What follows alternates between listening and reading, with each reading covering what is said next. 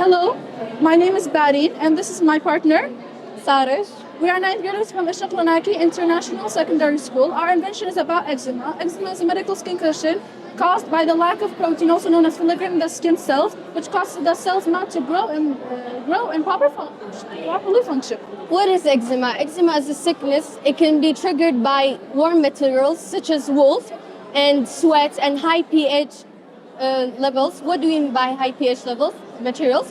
We mean bases. What are bases? Some properties of bases. They're bitter, they're soapy, their pH is above than 7. We decided to make it a soap because a soap is a daily use product. We first used sodium hydroxide, and then we used oils, honey, and petroleum jelly.